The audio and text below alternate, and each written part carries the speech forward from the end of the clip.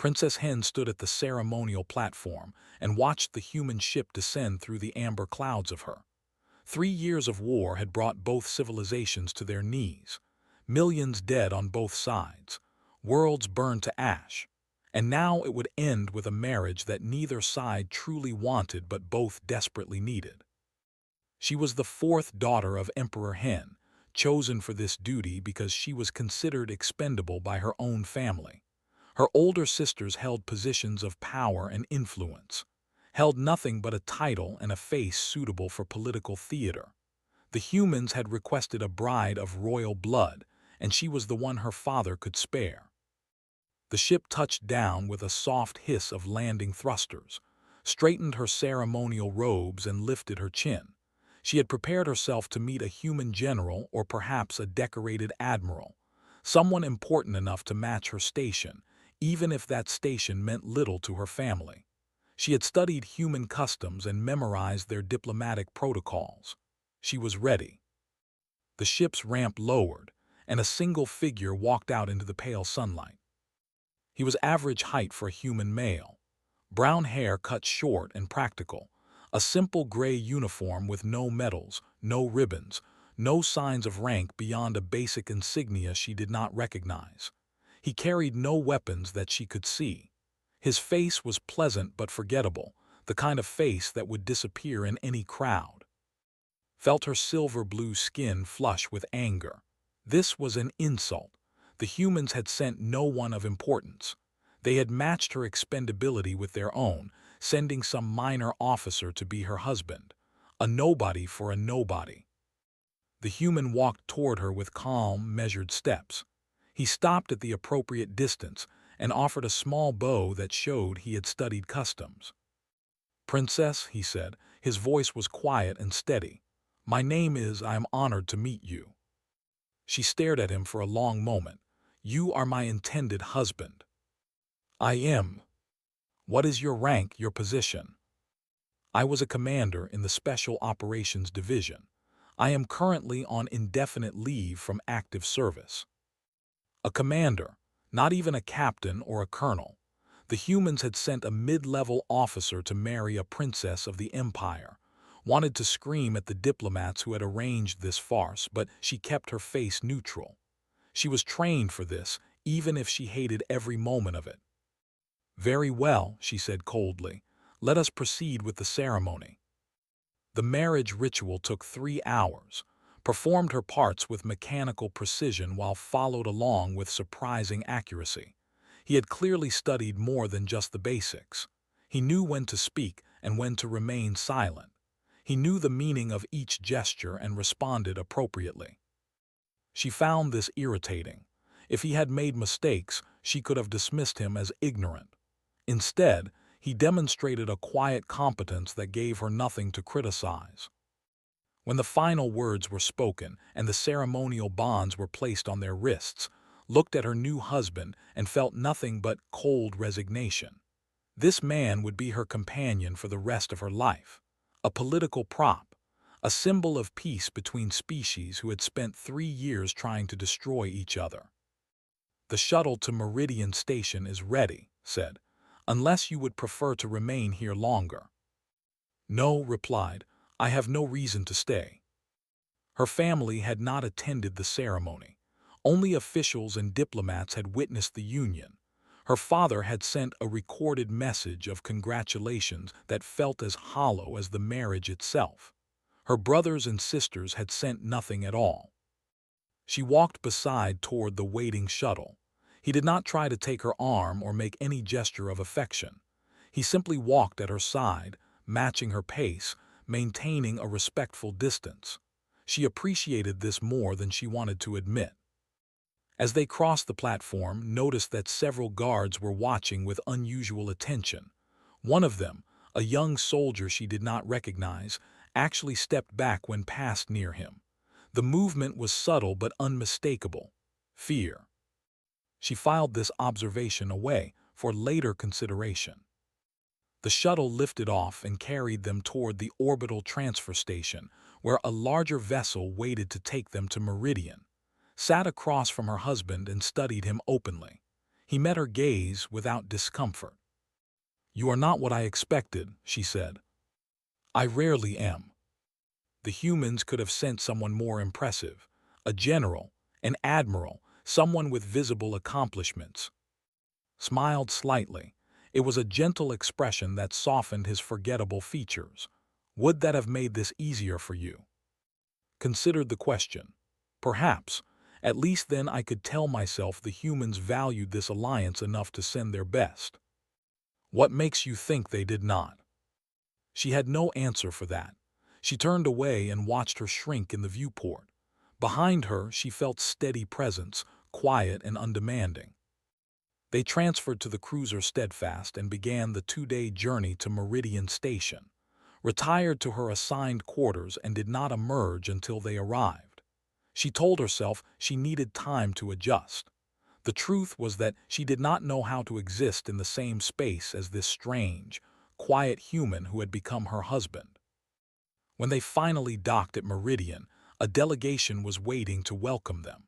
Human and officials stood together in an awkward display of unity, performed her role, smiling and nodding and saying the correct words. As they walked through the station toward their new quarters, she noticed Admiral watching from an observation balcony above.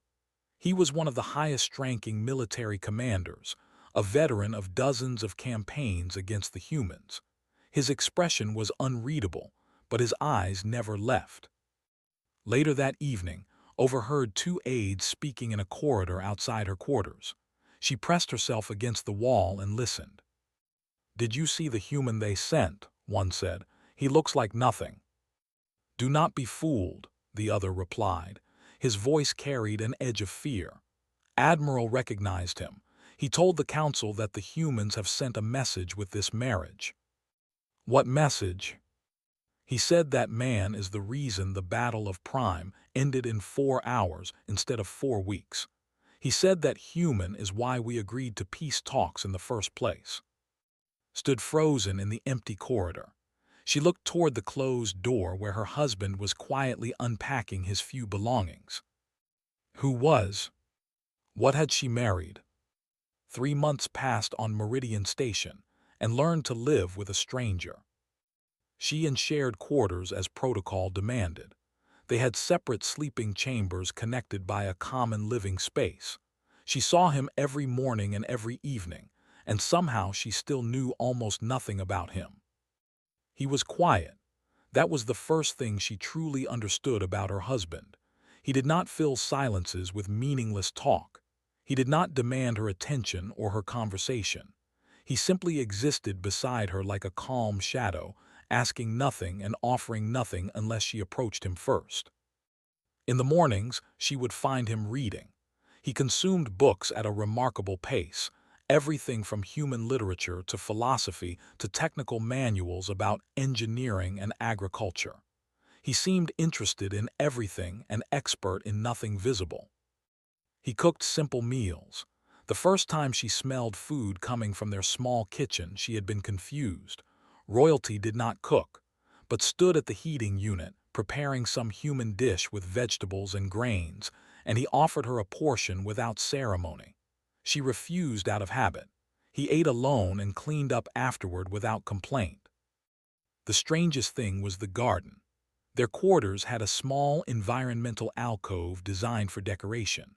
Most residents filled it with artificial plants or crystal formations, had requested permission to install a growing system, and now the alcove was filled with green life.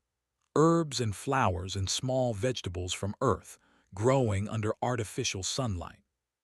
She watched him tend these plants with gentle hands. He spoke to them sometimes, soft words she could not hear. He checked their soil and adjusted their light and removed dead leaves with careful precision. It seemed absurd, a soldier playing gardener. But she remembered what she had overheard on their first night.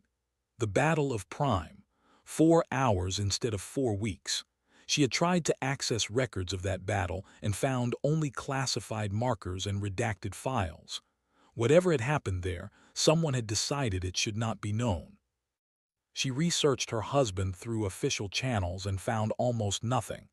His service record existed but contained only basic information: enlistment date, training completion, unit assignments that were listed as classified. No combat reports, no commendations, no disciplinary actions, just empty spaces where a life should have been. Ambassador Cole Brighton visited their quarters regularly to check on the political marriage. He was a friendly human with an easy smile, and he seemed genuinely concerned about their. During one visit, asked him about. What did he do during the war? She asked directly. Brighton's smile flickered for just a moment. He served with distinction. That tells me nothing. I know. I am sorry, Princess. His record is not something I can discuss. Cannot or will not.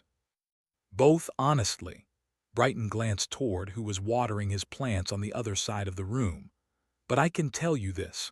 When the proposal for this marriage was announced, dozens of officers volunteered: generals, admirals, war heroes with chests full of medals, was chosen over all of them. That should tell you something. It told her nothing, except that the mystery was deeper than she had imagined. Her brother arrived at Meridian Station 3 months into the marriage. He was her eldest brother, fifth in line for the throne, and he had always treated with barely concealed contempt. The war had only made him worse. He had commanded a fleet and lost 2 major battles to human forces. His pride had never recovered. Visited their quarters on his first evening. He wore full military dress and carried himself like he was still on the bridge of a warship. He looked around the small living space with obvious disdain. So this is where they have put you, he said to, a cage fit for a pet. It is adequate, she replied carefully. Turned his attention to who had risen from his chair to greet the visitor. The difference between them was stark. Was tall and broad, his silver-blue skin marked with military tattoos, his presence designed to intimidate. Was shorter, softer, dressed in simple civilian clothes. You are the human, said. It was not a question. I am welcome to our home. This is not a home. It is a diplomatic arrangement. Stepped closer, using his height to loom over the human. My sister was a princess of the empire. Now she is nursemaid to a pet human who plays with flowers. Saw something flicker across face. It was gone instantly, replaced by that same mild expression, but for one moment she had seen something else, something cold and measuring. I apologize if my hobbies disappoint you, said calmly. Would you like to stay for dinner? I was about to prepare something. Made a sound of disgust and turned away. I have better things to do than watch a human pretend to be civilized. He looked at. I will be on the station for 10 days. We should speak privately. After he left, found herself looking at differently. He had returned to his garden as if nothing had happened. His hands moved gently among the leaves. His face was peaceful. But she remembered that flicker, that cold assessment in his eyes when had tried to intimidate him. That night she could not sleep. She rose and walked to the common area and found sitting by the viewport, looking out at the stars. May I join you? She asked. He gestured to the seat beside him. She sat down, and they remained in silence for a long moment. Tell me about Earth, she finally said. He looked at her with something like surprise, then smiled softly. What would you like to know? Anything, everything. I married a human and I know nothing about your world. So he told her. He spoke of blue oceans that covered most of the planet, of forests so dense that sunlight never reached the ground, of mountains that touched the clouds and deserts that stretched beyond sight. He spoke of cities filled with millions of people and villages where everyone knew each other's names. He spoke of seasons that changed the world 4 times each year. His voice was warm when he talked about home. This was real, she realized. Whatever else he was, this love for his world was genuine. What about? He asked. I have read about it, but reading is not the same. She hesitated. No one had ever asked her about home before, but he waited patiently and she found herself answering. She told him about the crystal caves beneath her family's estate, about the singing winds that moved through the capital city at sunset, about the taste of fruit picked fresh from the tree. She had not thought about these things in months. The war and the marriage had pushed them from her mind. When she finished, she realized hours had passed. The station's artificial night had deepened around them. "Thank you," said, "for sharing that with me." She nodded and rose to return to her chamber. At the doorway, she paused. "What happened at Prime?" His expression did not change, but something in his eyes went distant. "People died," he said quietly. "Many people, and then the dying stopped." It was not an answer, but somehow it was enough for now. In the morning, Commander brought news. A coded transmission had arrived for Lord, and somewhere in the shadows of Meridian Station, plans were being made that would change everything. The diplomatic summit brought over 200 representatives to Meridian Station.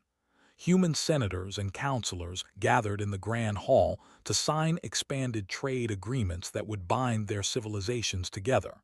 It was meant to be a celebration of peace, a proof that the marriage alliance was working. Dressed in formal robes and prepared to stand beside her husband as a symbol of unity, she had performed this role many times over the past months. Smile for the cameras, say the correct words, pretend that this arrangement was something more than political theater. But this morning, something was different. Moved differently as they prepared. He checked the room's exits twice.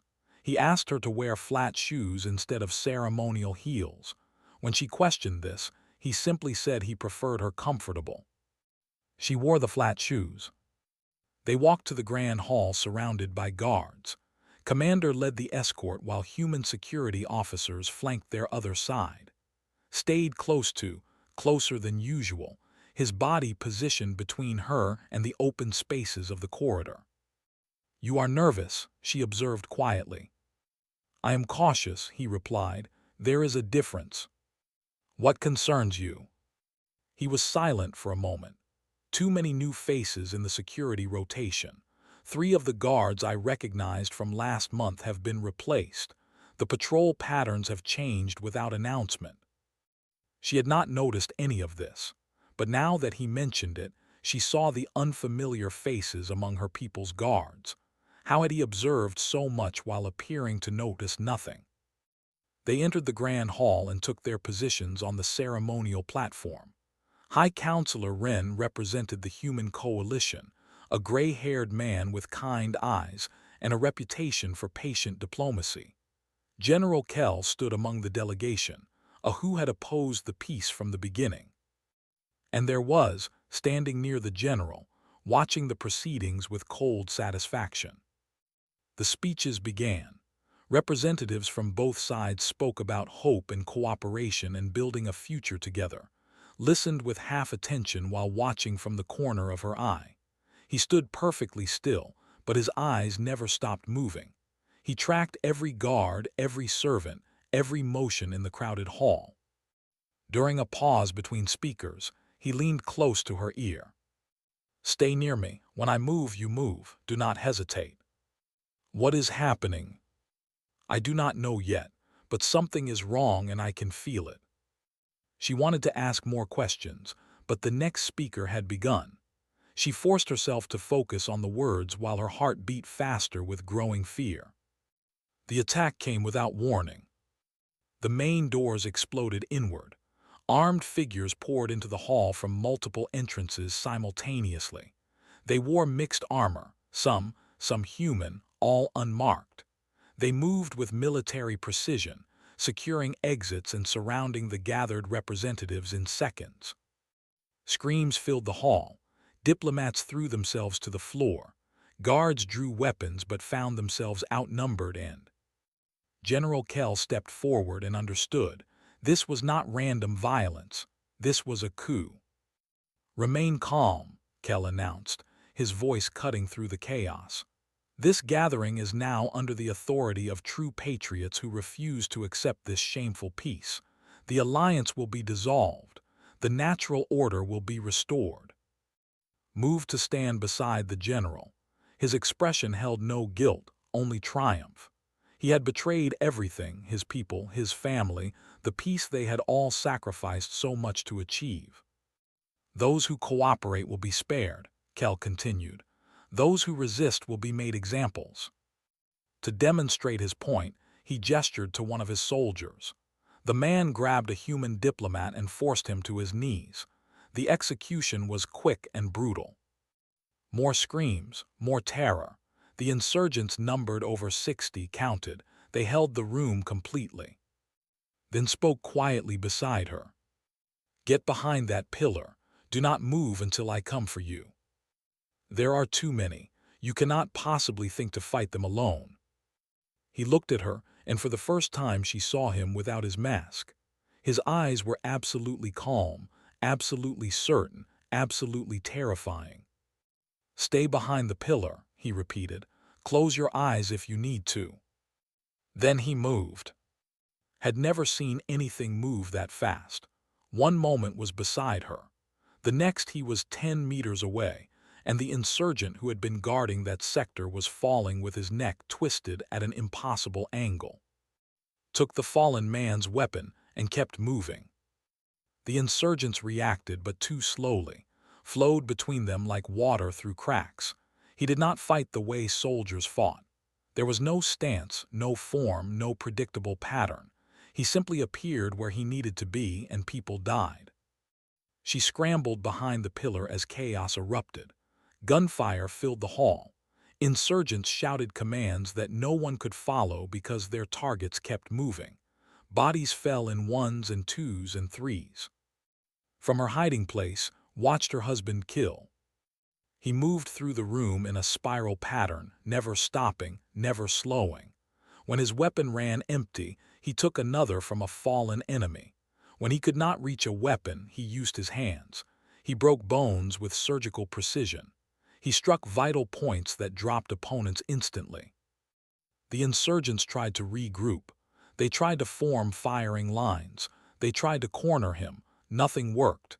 He anticipated everything, avoided everything, countered everything. He was not fighting 60 people. He was hunting them. 4 minutes. It took 4 minutes for 60 armed insurgents to be reduced to scattered survivors begging for mercy. Walked through the aftermath, checking bodies, confirming that threats were eliminated. His simple civilian clothes were splattered with blood that was not his own. His breathing was steady.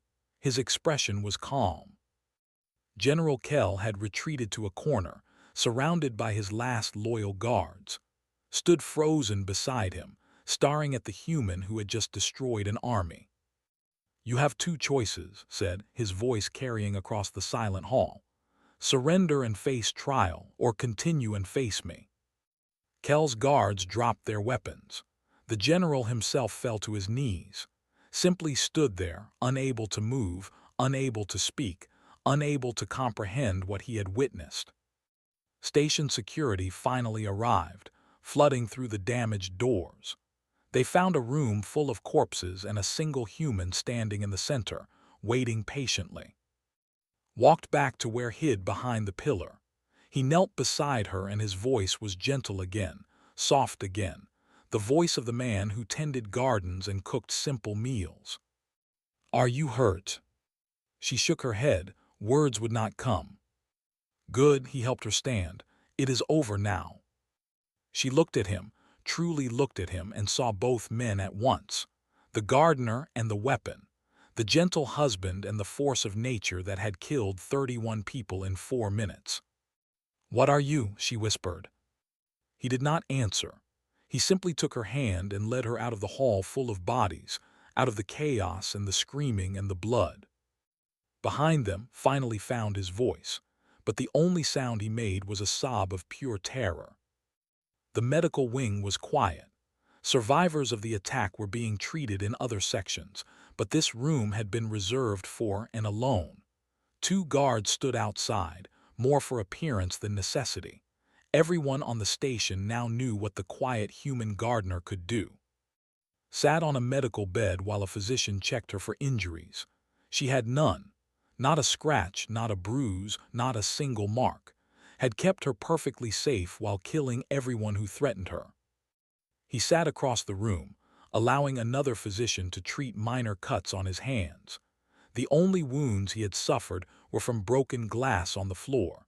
60 armed insurgents had not managed to touch him. When the physicians left, finally spoke. "I want answers, real answers, not deflection." Looked at her for a long moment, then he nodded. "What do you want to know?" "Everything, what you are, what you did during the war, why the humans really sent you." He leaned back and seemed to gather his thoughts. When he spoke, his voice was flat, reciting facts rather than telling a story. Humans evolved on a world that is classified as a Category 9 death world. High gravity, extreme temperature variations, abundant predators, toxic environments. Most species that develop intelligence do so on gentler worlds. We developed intelligence to survive a planet that was constantly trying to kill us. Knew some of this. Human durability was well documented. They could survive injuries that would kill. They could function in environments that would incapacitate other species. But she had seen normal humans during her time on Meridian. They were tough, yes, but not like. "That does not explain what you did in that hall," she said. "No, it does not." He paused. "I am not a normal human. Very few of us are selected. Fewer survive the training. Those who emerge are designated as special response operatives. We are deployed only when conventional forces have failed or when failure is not acceptable." "You are a weapon." "Yes, built from childhood, trained in ways that would be considered criminal if anyone knew the details. I have been modified, enhanced, conditioned. The person you saw in that hall is what I was made to be." Felt cold. She had married a weapon disguised as a man. Every gentle moment, every quiet conversation, every peaceful evening watching him tend his garden, all of it had been a mask covering something terrifying. But was that true? She remembered the warmth in his voice when he spoke about Earth, the patience in his hands when he cared for his plants, the genuine curiosity in his questions about. "How many times have you been deployed?" she asked. 43 combat operations, various classifications." "How many people have you killed?" He was silent for a long moment. "The number is classified because releasing it would destabilize diplomatic relations with multiple species." She absorbed this. Her husband's kill count was so high that it was considered a threat to galactic peace. "Why did you volunteer for this marriage?" "Because I was tired." His voice softened slightly. "I have spent my entire adult life destroying. Every mission was another target, another body count, another report filed and forgotten. After Prime, I asked to be removed from active service." "What happened at Prime?" "The fleet had trapped a human civilian convoy, 30,000 refugees. Your commanders planned to execute them as a demonstration. I was deployed alone with orders to prevent the massacre by any means necessary." He stopped speaking. His eyes were distant, focused on something she could not see. "I killed everyone between those civilians and safety. Every soldier, every officer, every crew member who did not surrender immediately. The battle was projected to last 4 weeks. I ended it in 4 hours. When I finished, the remaining forces agreed to peace talks rather than face the possibility of my continued deployment." Felt sick. The peace she had been sacrificed for, the marriage she had resented, the treaty that ended the war, all of it traced back to what this man had done alone. "And they sent you here as my husband," she said slowly. "Why?" 2 reasons. First, as a warning. Any threat to you or to the Alliance would be met with absolute response. I am that response. Second, as a promise. The humans wanted to know they were serious about peace. They sent their most capable operative not to fight but to protect, to build something instead of destroy it. "And what do you want?" The question seemed to surprise him. He looked at her directly, and she saw something vulnerable beneath the calm surface. I wanted to protect something worth protecting. I wanted to build instead of destroy. I wanted to be more than what they made me. He paused. I wanted to try being human again. She did not know how to respond. This man had killed thousands. He had ended battles and broken armies and terrified entire civilizations. And all he wanted was to tend a garden and cook simple meals and maybe, eventually, be seen as something other than a weapon. The door opened and Commander entered. Her face was pale, her usually composed expression shaken. Princess, I have accessed your husband's complete service record through emergency military channels. She looked at with something between fear and awe. I needed to understand what happened today. And what did you learn? He has single-handedly ended 7 major engagements. He has eliminated targets that entire fleets could not reach. There are 12 systems where speaking his operational designation is considered bad luck. She swallowed. The High Command has a contingency protocol specifically designed for the possibility of his deployment. The recommended response is immediate withdrawal and negotiation. Looked at her husband. He sat quietly, accepting this description of himself without pride or shame. Thank you, Commander, she said. Please leave us. After departed, stood and walked to where sat. He watched her approach but did not move. You could have told me, she said. Would you have believed me? No, probably not. And now? She considered the question. She had married a weapon, a monster by any reasonable definition, a being so deadly that empires feared his name. But she had also married a man who grew flowers and asked about her childhood and never demanded anything from her. A man who had protected her without hesitation and asked only if she was hurt. Could both things be true? Could a weapon also be gentle? Could a killer also be kind? She did not have answers, but she was beginning to understand that the questions themselves were wrong. I need time, she said finally. Of course. She returned to their quarters alone, remained in the medical wing, giving her space to process what she had learned. That evening, she received news that changed everything.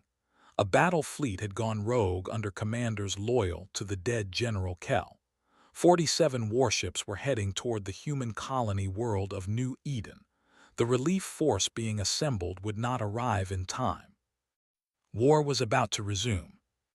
And somewhere in the station, a weapon who wanted to be a gardener was making a decision that would define both their futures. The war room was filled with desperate voices.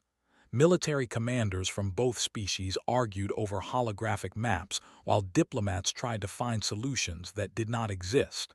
47 warships were 3 days from New Eden. The colony had minimal defenses. 200,000 civilians waited to die. Stood at the edge of the chaos, watching her people's shame play out in real time. Rogue commanders from her own species were about to massacre innocent humans. Everything the peace had tried to build would burn. Then entered the room, and silence followed him like a wave. He walked to the central display and studied the tactical situation. The fleet was massive. The colony's defenses were nearly non-existent. The relief force was too far away. I need a drop pod, he said calmly, and a communication channel to the fleet. Admiral of the Human Coalition stared at him. You cannot be serious. That fleet has over 4,000 ground troops in addition to ship crews. Even you cannot fight an army. I have fought armies before. This is suicide. No, his voice was absolutely certain. This is what I was made for. The arguments continued for an hour. Every military officer in the room explained why this was impossible, listened politely and then repeated his request. A drop pod, a communication channel, nothing else. Finally, High Counselor raised his hand for silence. Commander, are you confident you can protect that colony? Yes. Even against those odds. The odds are irrelevant. Those people will not die. I will not allow it. Looked at the tactical display. then at the human weapon who had somehow become a diplomat's husband. Give him what he needs. Followed to the launch bay. She did not know what to say, so she said nothing. He prepared his equipment with methodical calm, checking each item, discarding anything unnecessary. You do not have to do this, she finally said. Yes, I do. Why? You wanted peace. You wanted to stop destroying. He paused in his preparations and looked at her. For a moment the mask slipped and she saw exhaustion beneath the calm. Exhaustion and something else. Purpose. I did not want to stop protecting. I wanted to protect something worth protecting. He gestured toward the holographic display showing New Eden. 200,000 people, families, children, they have done nothing wrong. They are not soldiers. They are not threats. They are just people trying to live. And you will kill to save them. Yes, that is what I am. That is what I will always be. A weapon can choose its targets. It cannot choose to stop being a weapon. He touched her face gently. But it can choose what it protects. She did not pull away. Come back, she said. I will. The drop pod launched 30 minutes later. Watched it disappear into the darkness between stars, carrying her husband toward a battle that should have been impossible. She returned to the war room and waited. The fleet reached New Eden 2 days later. They expected no resistance. They found one human waiting for them. Broadcast his message the moment the fleet entered orbit. This world is under my protection. Leave now and you will live. Stay, and I will demonstrate why humans should never have been your enemy. The fleet commander laughed. His response was broadcast throughout the system. One human threatens a fleet of 47 ships. This is the enemy we feared. Send the ground forces. Capture him alive so we can make an example.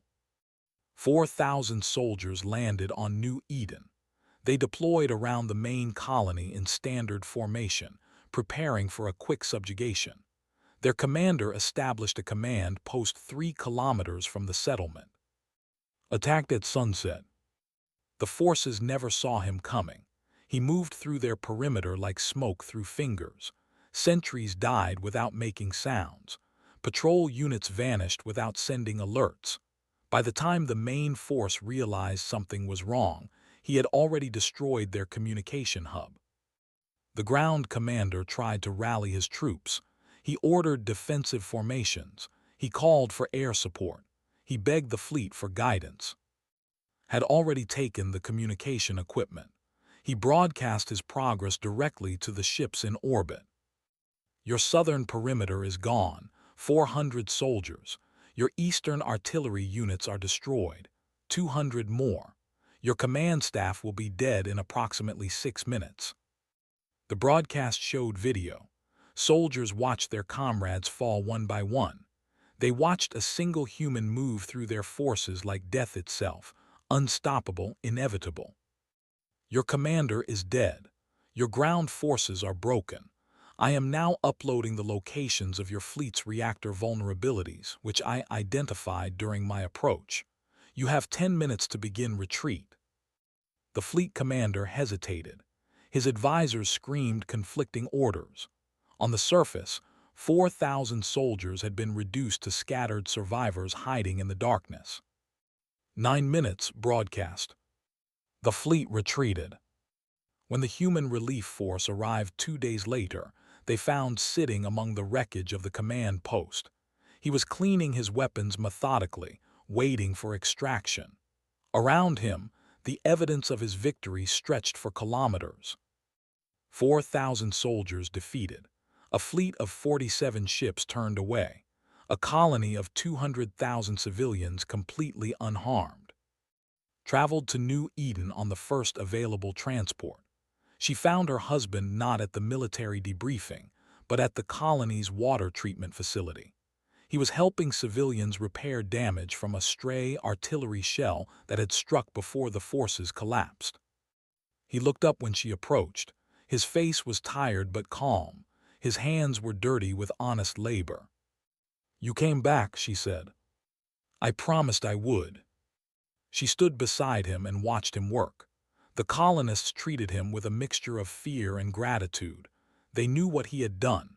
They had seen the broadcasts, but here he was, hauling pipes and checking seals like any other worker. "I finally understand," she said quietly. "Understand what?"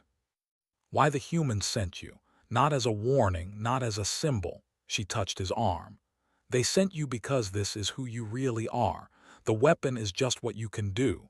The man is who you choose to be." He stopped working and looked at her. Really looked at her, the way he had when they first met. "And who do you choose to be?" he asked. She took his hand.